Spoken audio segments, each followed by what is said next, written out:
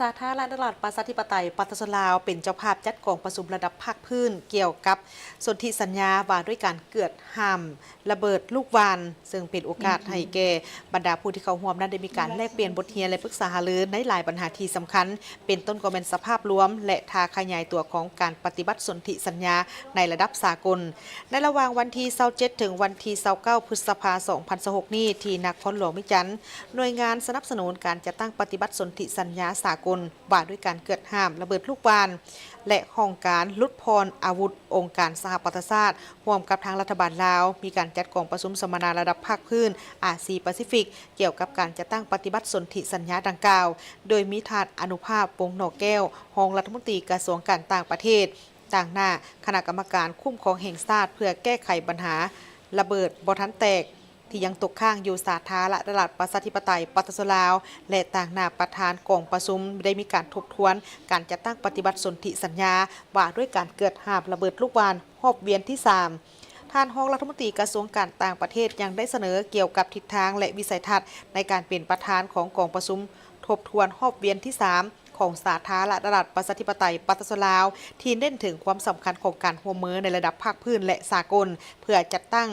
พันขยายแผนงานสากลภายใต้สนธิสัญญา CCM ให้กลายเป็นแผนงานในระดับชาติของประเทศของบรรดาประเทศภาคีการส่งเสริมการแลกเปลี่ยนบทเรียนซึ่งกันและกันอย่างมีประสิทธิผลกองประชุมในครั้งนี้แม้นเพื่อเป็นการสร้างความเข้าใจที่ลึกซึ้งและสร้างความเข้มแข็งในระดับภาคพื้นต่อกับพันธะและผลประโยชน์ที่จะได้รับในการเข้าร่วมเป็นภาคีของสนธิสัญญาหรือ CCM การสนับสนุนเพื่อเข้าร่วมสนธิสัญญาดังกล่าวการสร้างความเข้มแข็งทางด้านวิชาการในการจัดตั้งปฏิบัติการรวมไปถึงการสร้างเครือข่ายการร่วมมือในระดับภาคพื้นและสากลพร้อมทั้งเพิ่มความรับรู้เกี่ยวกับผลกระทบจากระเบิดที่ยังตกค้างโดยผ่านการลงไปติดตามเบิ่งการปฏิบัติงานตัวจริงอยู่ภาคสนาม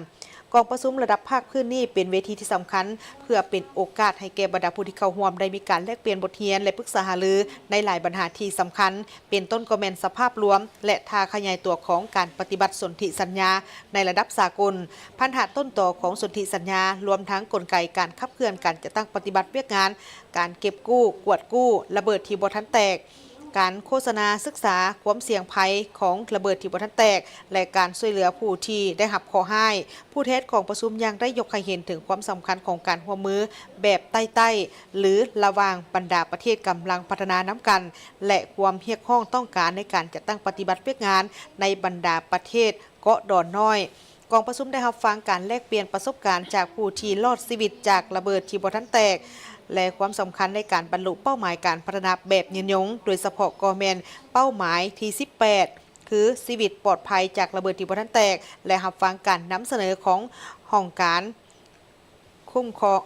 ของทางหน่วยงานที่เกี่ยวข้องรวมไปถึงเกี่ยวกับบทเรียนตัวจริงในของสาธารณรัฐประชาธิปไตยปตทลาวในการพันขยายแผนปฏิบัติงานโลซานของสากลเข้าในแผนงานระดับประเทศ